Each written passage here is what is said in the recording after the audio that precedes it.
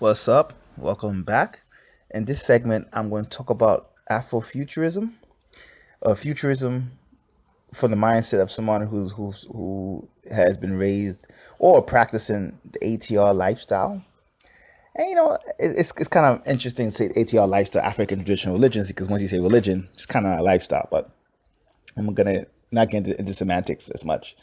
And it's interesting to be. Or you could if put it like this: if you makes you feel better, how would somebody who practices African spiritual systems, but they also are scientists, right, approach futurism?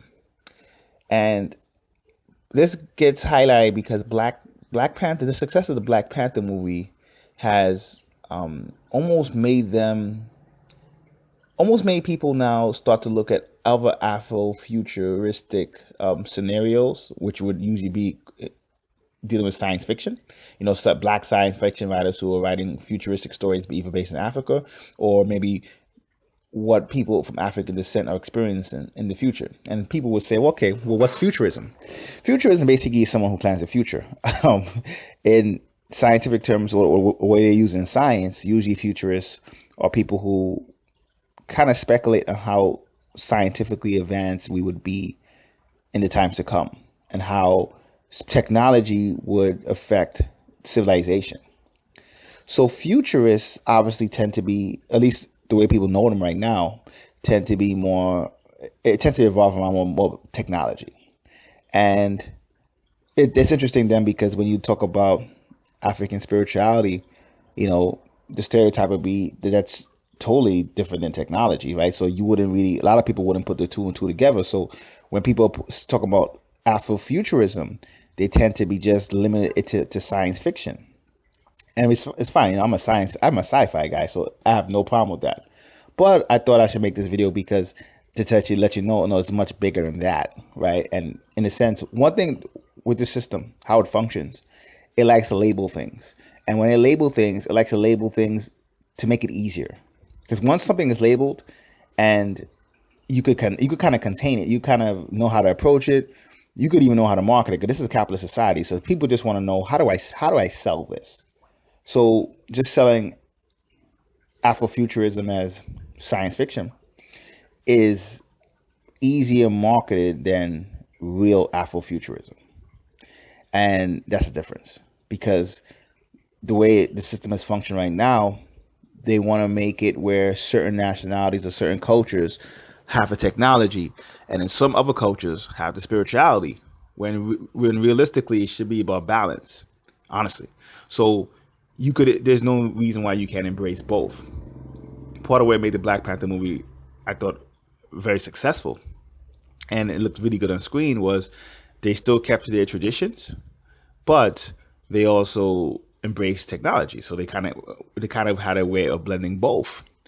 And especially for people of the diaspora, from Ivory diaspora, right? Well, it's gonna be from Africa, right? When I talk about the diaspora, I'm talking about the African diaspora, but either coming from the European African slave trade or the Arab African slave, right, where they went to two different places. Usually at this point, what happens is when you start to talk about African spirituality and your customs, most of it has been lost. So it's interesting in a sense, because when you look at it from a certain point of view, Afrofuturism becomes a challenge, because if you're just approaching futurism as just a regular Western mind, or a regular Westerner would approach it, then that's obviously not African spirit, Afrofuturism. People might label it that because they might say, well, it's a black person speculating on the future.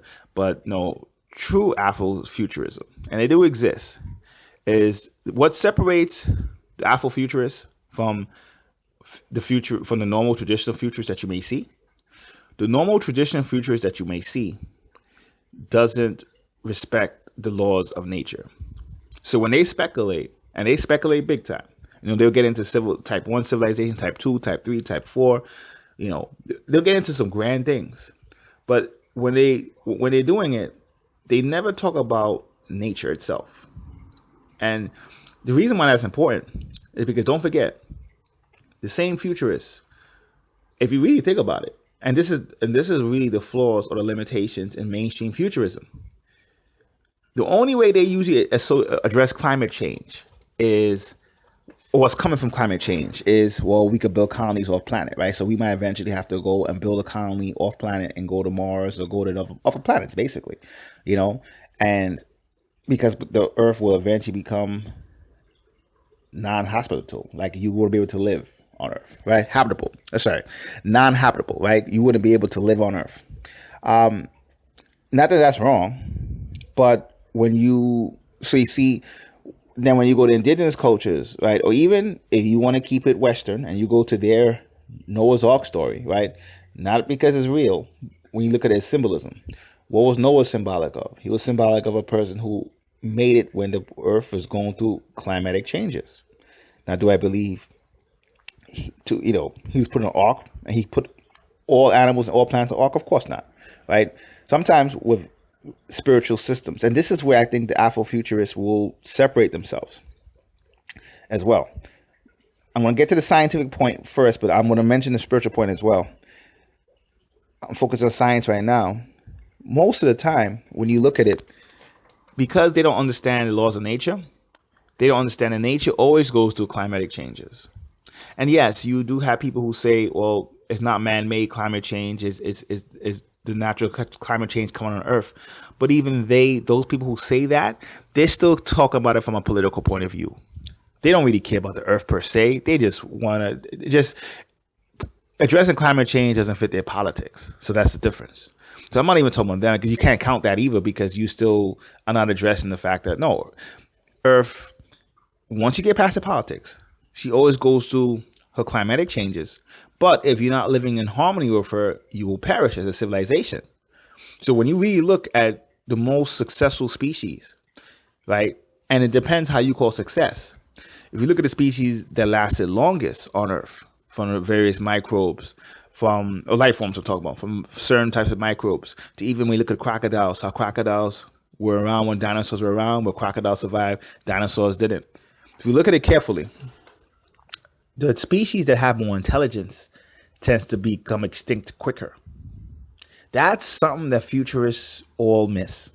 You study nature's cycles. The species that have the most intelligence die. So when we say humans have to go off colony or have to form colonies, have to go to other planets, like what futurists speculate, they're only saying that because they haven't found a way to crack that code.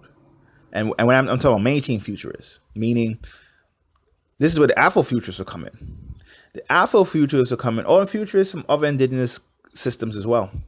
They would come in and they would say, no, it's about flexible intelligence.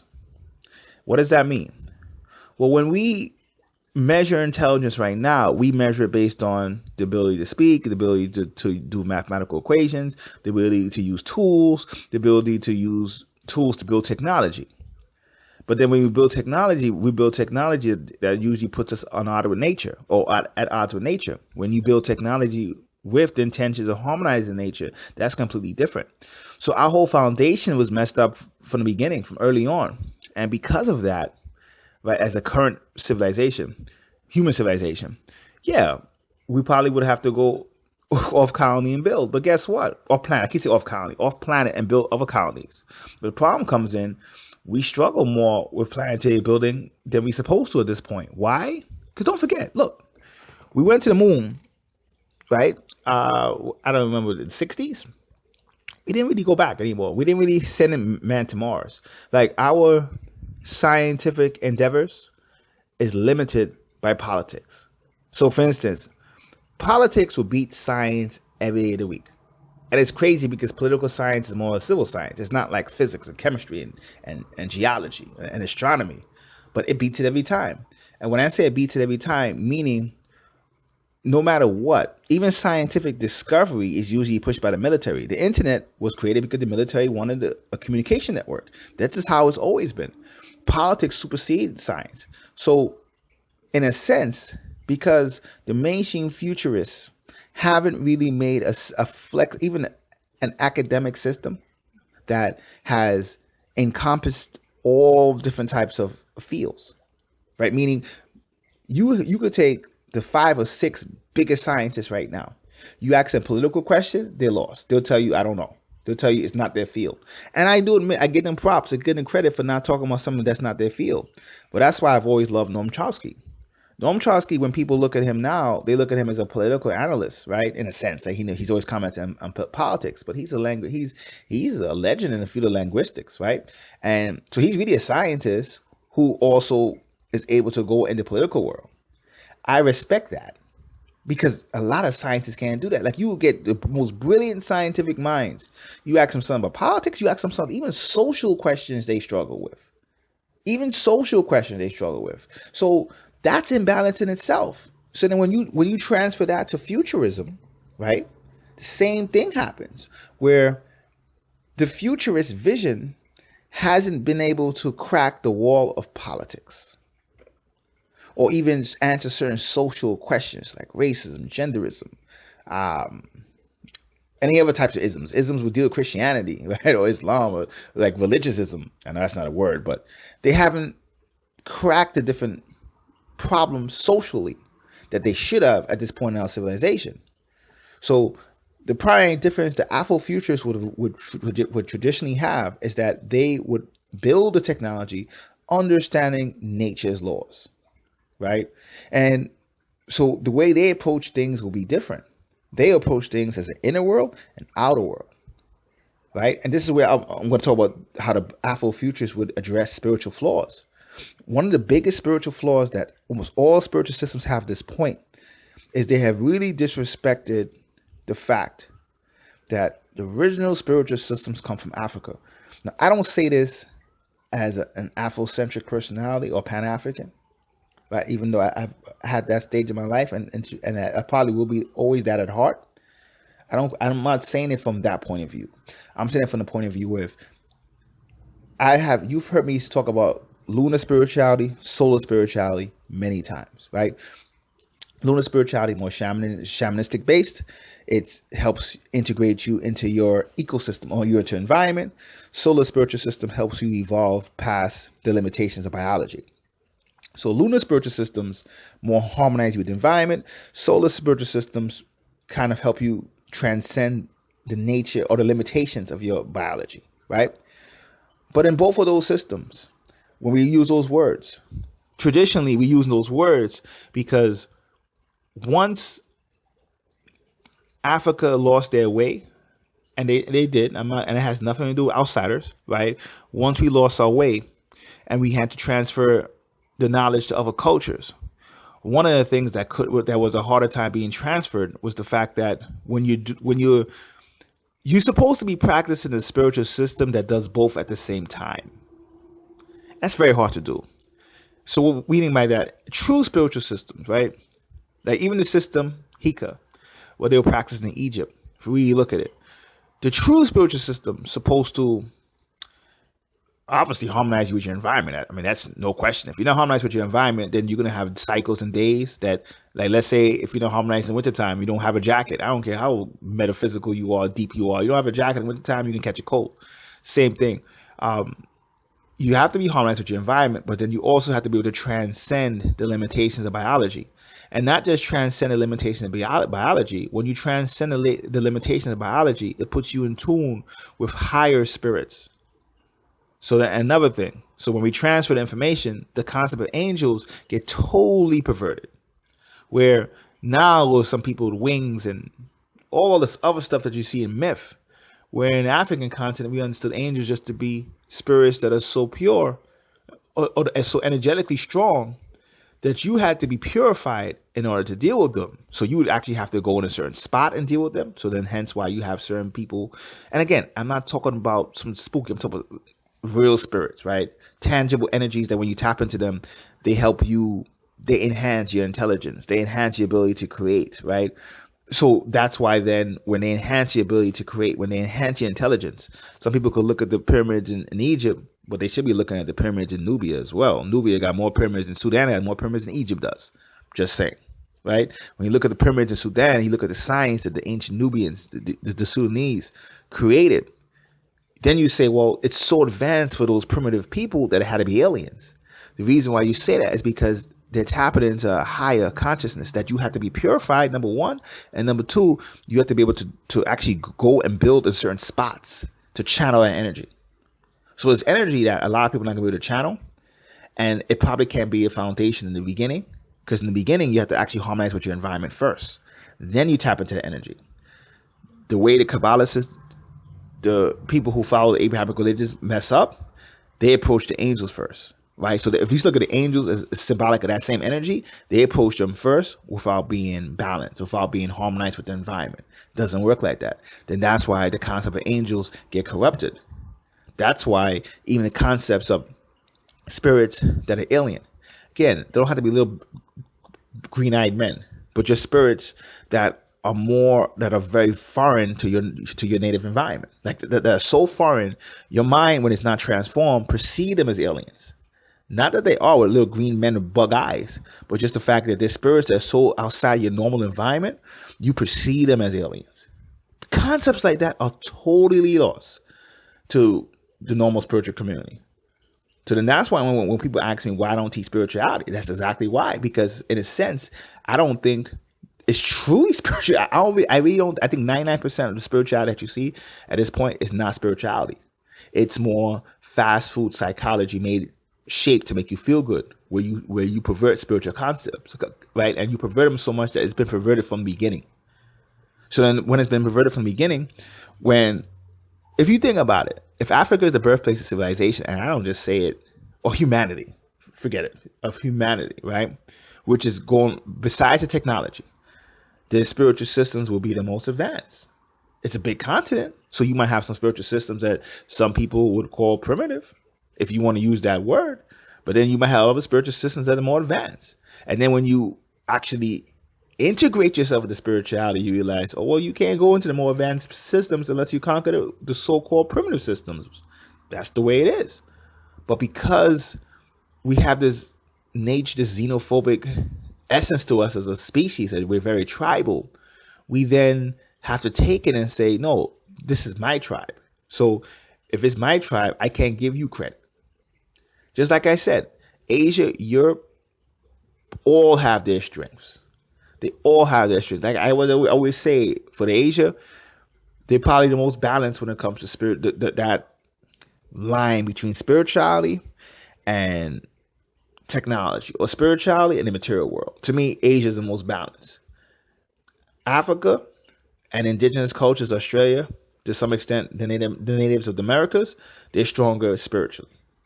Europe is stronger materially, right? You need to put both of them together. So that's why, like I said, when I say it, I'm not coming at it from the angle of African is superior. I'm talking about spirituality, and I'm talking about because civilization or humanity rose there first, the spiritual systems accumulated more wisdom than others. I mean, you got to understand. If you talk about Africa, had like a 20, probably 30, 40,000 year head start before people started leaving Africa. Actually, the first species left like 2 million years ago, and then the next group left 1 million years ago. So you're talking about close to, but I don't like to count that, because you're saying people who may not be quite humanoid, humanoid, but not quite Homo sapien, right? But still, they have probably 50 to 80,000 year head start if you want to use conservative estimates. That's a lot of years to be questioning and putting together a spiritual system or a spiritual lifestyle. So when you just say, I don't have to use it, or, well, let me just use Egypt, or Egypt was a combination of all the knowledge, like really from the continent, right? So the Egyptians never really dealt with West Africans as much. Well, they did, but not as much as they did. They actually dealt with people from the Mediterranean and Arabia more. But Nubia dealt with everyone. So because Nubia predates Egypt, and Nubians actually, I guess, inspired Egyptians, because the Egyptians were Nubians at one time. They're both culturally almost the same people. If the Nubians were getting information from older tribes within Africa, then you could literally say what you're calling Kemetic information or Egyptian information is just the accumulation of different spiritual systems throughout the continent. So you can't just be like, well, I'm going to just do Egypt because they're the most advanced in Africa and they were the ones that are the least black, and that's what I feel comfortable with. I'm going to do that. It doesn't work like that. So then that's why stuff like our concept of angels is all messed up. That's why our concept of even solar and lunar are real. But I've never said it before. Both, if you're coming from just that angle, right? So if you're just coming from the lunar angle, all you're gonna do is harmonize with your environment, but then you can't bypass the limitation of biology. Eventually, that's not the foundation that you're gonna last, right? But it's the same thing. If you are now, this is worse. If you're coming as a regular person, like meaning person who never did spirituality, and then say I'm gonna go into the solar system because it's more advanced and it looks better, then you're worse than a person who just does the lunar stuff. Like you have no chance. So then that's why when you look at Christianity and Islam and Judaism, they attempt to be solar spiritual systems, but the people haven't got past the lunar aspect of themselves. That's why you could be a Christian and be a racist. That's why you could be somebody who practices Judaism and say you're the chosen people. Anyone knows that if any true solar spiritual system knows no one is chosen. No one is really special. It's just people who come in and do more work than people who don't. And anyone of any race, any gender, any sexual orientation can bypass the limitations of their biology. That's real talk. So when you approach Afro-Futurism, they would have, even when it comes to the energies that you're talking about, as what people classify as angels, nothing spooky, just intelligences or spirits that help you shape your intelligence in ways that could make you look superhuman, right? You can't do that if you're not harmonized with your environment, but at the same time, understand the limitations of biology. You almost have to do both at the same time. It's very hard to do both at the same time. That's why when you get into civilizations and physics, when you talk what futurists like to talk about, level 1, 2, 3, and 4, in the universe, when you deal with science, they understand that you're probably not going to see, if you see life in the universe, you might not see as much life forms like us. Why? Because only a level 2 civilization up can usually survive the severe climatic changes that all planets go through. So meaning, like, we're like a level 0 civilization, right? I mean, like, we're like probably 0.7. Not quite 1, but much more advanced than 0, which is straight cavemen. For a civilization like us, the reason why climate change is a problem, because we don't have the means in order to survive the climate change. You have to be level 2, probably level 3 to survive any type of climate change. So that's why when you look at our myths like Atlantis, and they talk about Atlantis being destroyed or Atlantis being destroyed through climatic changes, it's telling you Atlantis is probably, they might be 2. Like, I think 2 is borderline in terms of you might be able to survive. When you're level 3, you could survive any climatic change. So you could tell if Atlantis was real, they couldn't be more than 2, level 2. And then that's why it was probably sad, because level 2 is borderline. You might be able to make yourself survive climatic changes. Climatic changes can be asteroids, severe changes in the weather, which would affect the food sources, like what happened to dinosaurs. Meteorite hits the earth, earth gets cold, food dies, and then dinosaurs die. Right? Well, let's just say food dies. Animals die. The animals are other animals or smaller animals, how the dinosaurs feed themselves, boom, they die, right? So you could have many different things that can be classified as climatic changes. So most civilizations don't survive climatic changes. Most animal species don't survive severe climatic changes. That's a fact. So when you do with Afrofuturism, when you start to understand the laws of nature from an internal spiritual level, but then you understand that balance is needed and you can't run from technology. You put both of them together and you become something much more than anything the mainstream futurists have or have access to or could even come up with. And so when I want to do a video about Afrofuturism, because I want people to understand, now I see people hijacking the term and just looking at it for, science fiction Afrofuturist ideas or visions. And it is that. But real Afrofuturism is much more than that and is far beyond anything a regular mainstream futurist could come up with. But I love science fiction. I love science fiction, the ability science fiction has to inspire. So when I see Black Panther, kind of inspired this video. So Wakanda forever indeed. So it's Siris King. Till next time, peace.